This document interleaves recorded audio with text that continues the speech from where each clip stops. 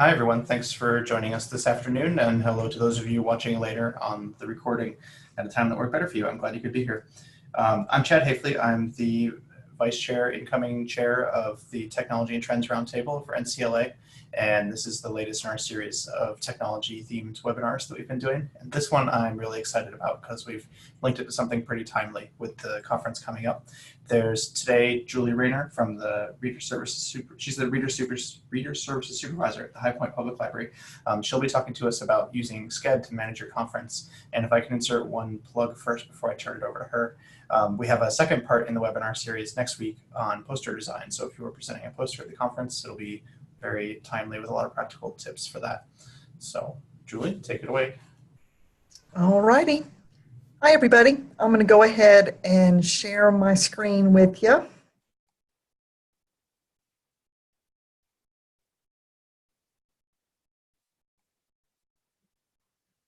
All right. Yep, as Chad said, I am Julie Raynor, and I am the current Chair of Technology and Trends, and I wanted to go ahead and go over this topic, as he said, very timely with what's going on. I felt like it might be useful since this is brand new to NCLA as a management tool for the conference schedule. I'll just talk real quick about sort of the little bit that I know about why we're switching over to this. One of the reasons that they wanted to do this was it was paperless, and that's sort of a big deal, trying to conserve our resources. And also because NCLA is doing this, we have a cost savings on printing the paper programs. And the way I understand it is some of that cost savings is going to be transferred over to allow us a bag upgrade. So the conference bag is going to be pretty nice. So that's one of the advantages as well. The other nice thing while you're at conference is that because we're using this, changes can be made in real time to the schedule. So if there's room changes or cancellations, that kind of thing, those folks that are attending will be able to see that pretty much right away. So that, to me, is a great thing. Instead of having to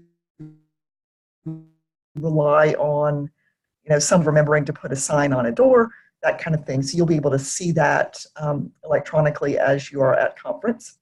Along with that also is that it is definitely compatible with mobile devices.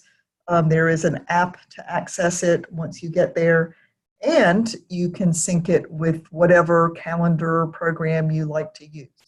There's a variety of options for that. So without further delay, I'll go ahead and talk about how all this works. The first thing that you'll need to do is register for the conference.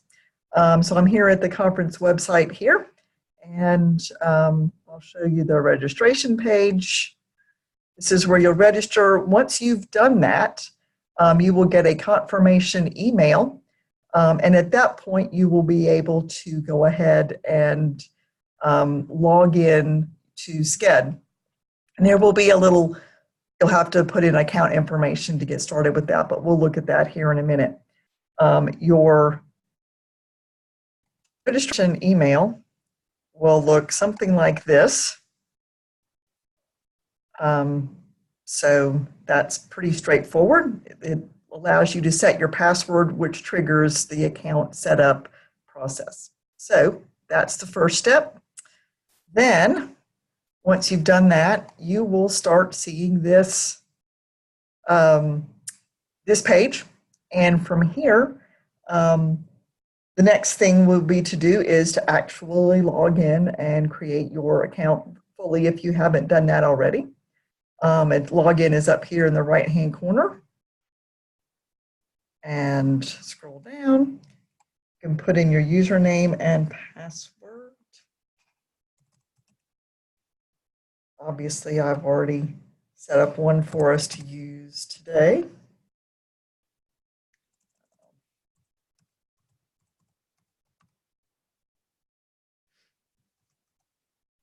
So once you've logged in, it will, oh, didn't get the email right.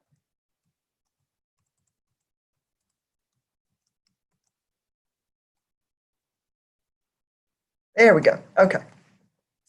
Once you've logged in, you can go in and create your profile. And that is up here in the upper right corner. Just click on that and go into settings. And you can choose to make your profile public so that all conference attendees can get in contact with you. Other email preferences, you can put in more information under your profile, a little blurb about what your areas of expertise are, or your hobbies, or things you want other conference attendees to know. If you're on social media, you can connect with those. If you want to put a photo in, that is available as well. So those are all that. Once you've updated that, you can just choose Save Settings down there at the bottom, and that will get you set with your profile. And that's always up here in this right-hand corner. You can change those at any time. So once you've done that, I'll give a quick overview of how to navigate around this site. Of course, the most important part is this schedule. The simple schedule is the one that you'll see when you first log in, and it kind of breaks it down by day. If you want more different categories to look under, you can look by speakers, sponsors and sections, exhibitors, attendees. You can see if any of the vendors that you work with are coming, that kind of thing.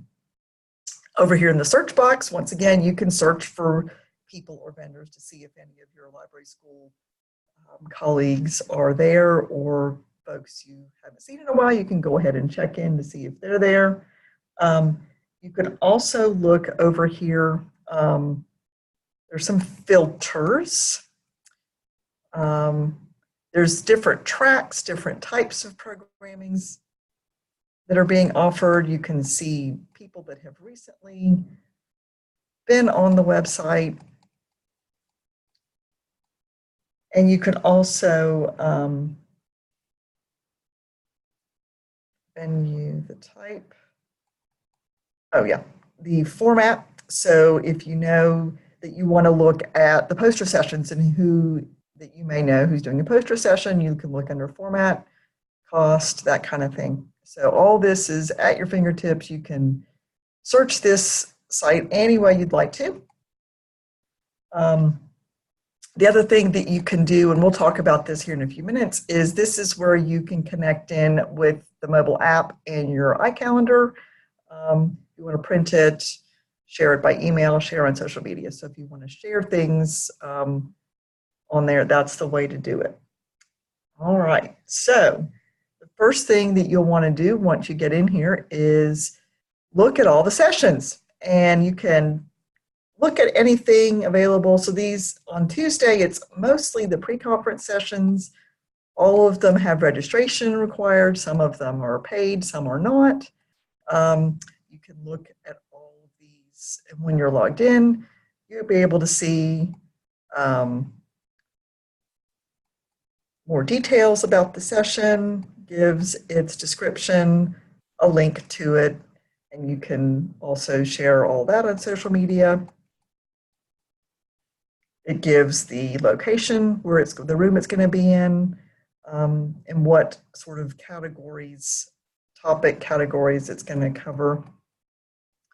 And if you are interested in attending that one, all you do is there is a radio button over here in the left-hand corner.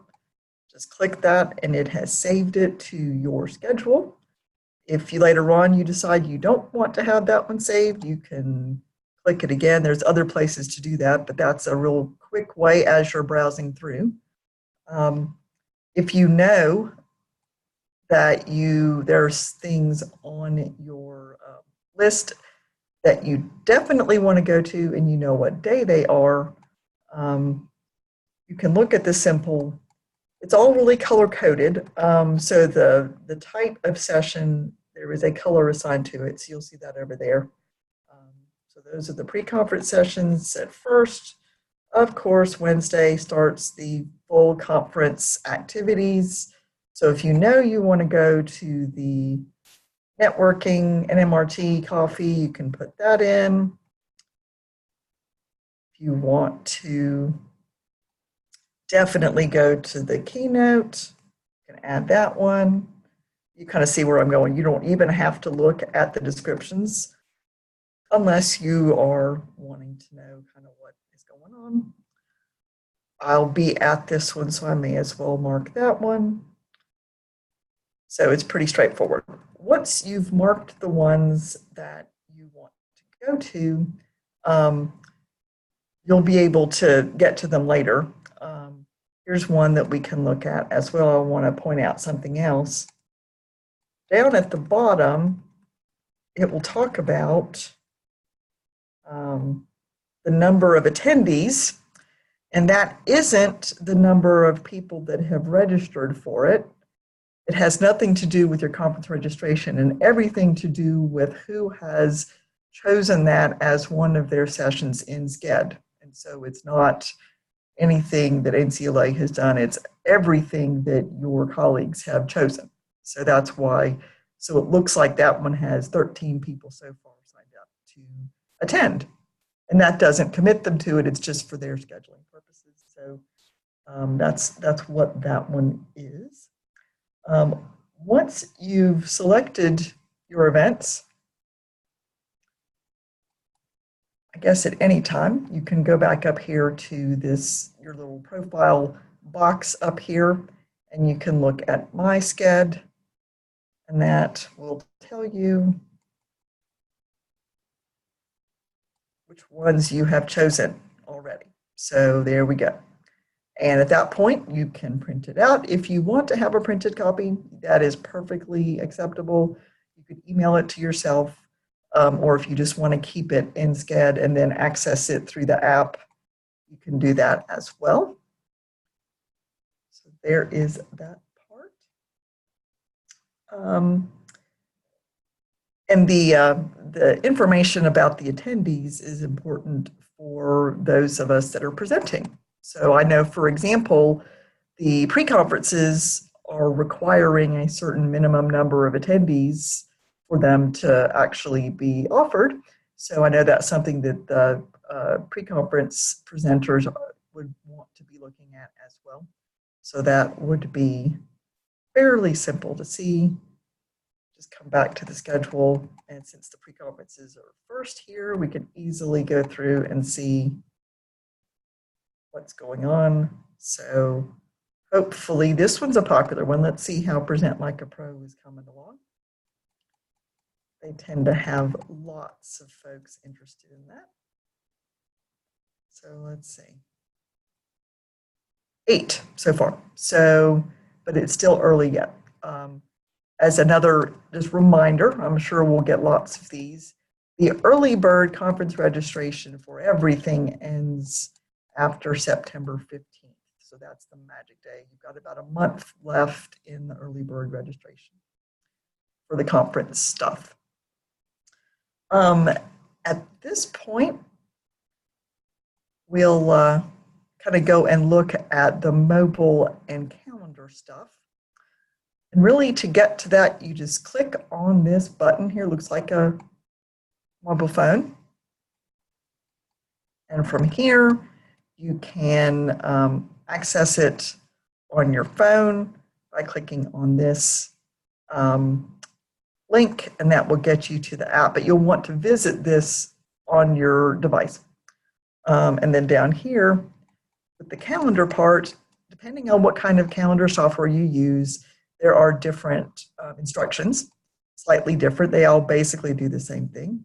And one important point to note is that if you want to see the regular updates that are being made to the calendar, you want to use one of these options up here, the sync options, and not the export calendar. This will just export it one time and it will not update it if changes are made. So that was one point that I wanted to highlight. So because I thought it would be useful, I did get a couple of images here of what it's going to look like when you get the app. So you've installed the app and you open it up, and this is the first screen you'll see. Cute little astronaut guy. You can search for the event, and the search term you're going to look for is this NCLA 2019.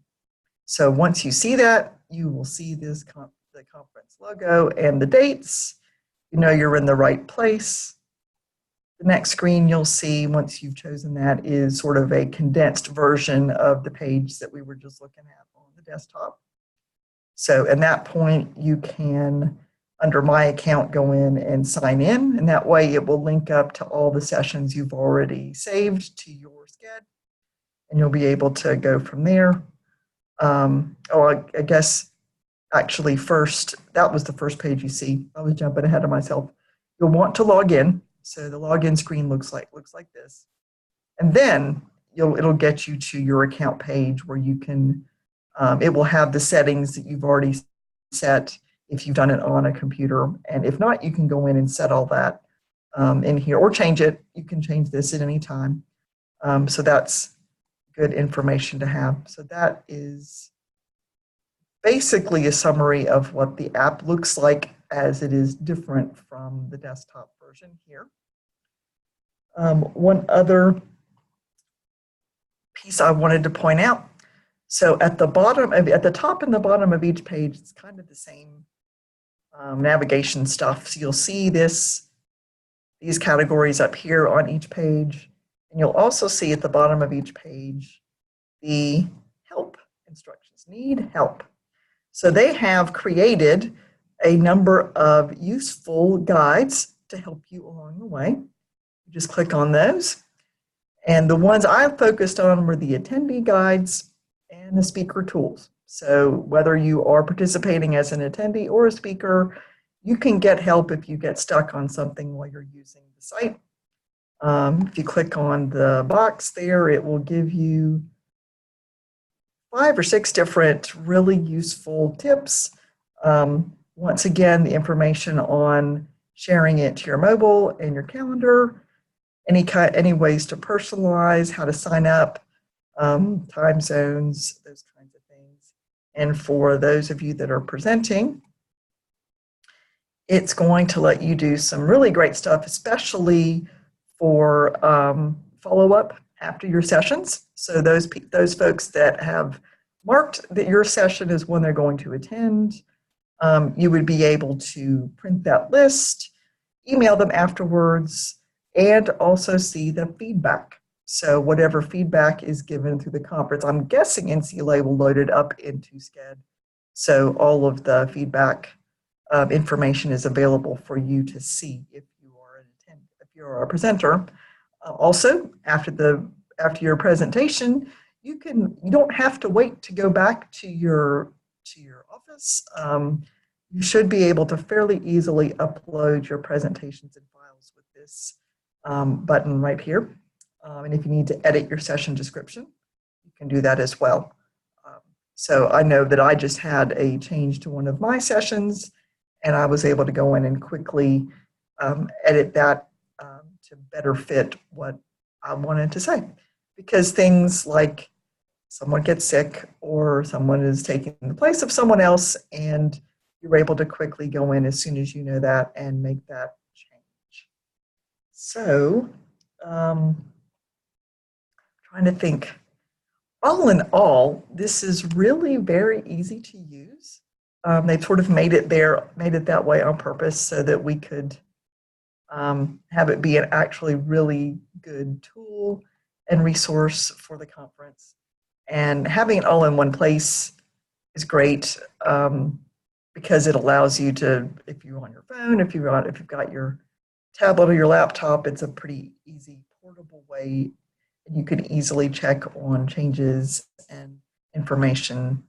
And also once you have folks in there, as people start registering, you'll be able to go in and see if there's anybody you know. So you can know that they're going to be there, and if you if you want to meet up, or if you feel like there's some networking opportunities, which invariably there always will be.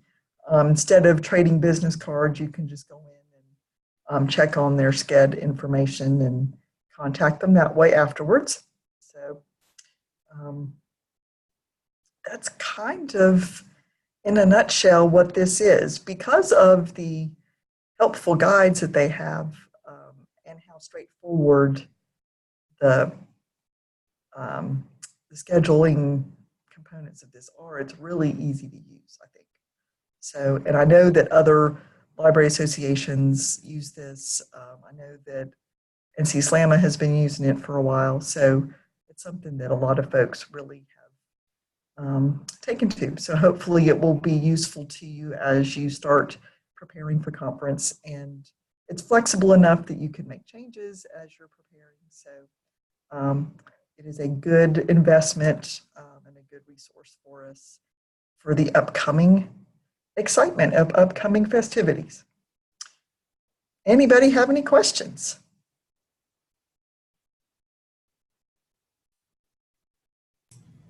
If you have a question, you can use the chat functionality at the bottom there.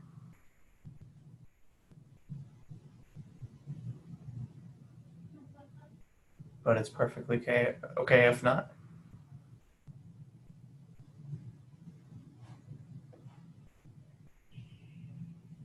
All right, well, thank you very much, Julia. It was a really good overview of a tool I'm pretty excited to use for the conference. Well, you are welcome. This is going to be fun. And, you know, I will, when Chad sends the recording out, feel free to include my contact information and I can attempt to answer questions that you may have. I'm no expert on this, but pretty much it's very straightforward. Yeah, once you get in there and poke around at it a bit, the utility of it is pretty easy to see. All right, well, thanks for joining us, everyone. I hope you have a good rest of your afternoon. And again, we have a part 2 in this series. If you're working on a poster for conference, we have another webinar next week that you can still sign up for. The link went out on the NCLA listserv about designing an effective and attractive academic poster. So, thank you. Have a good afternoon.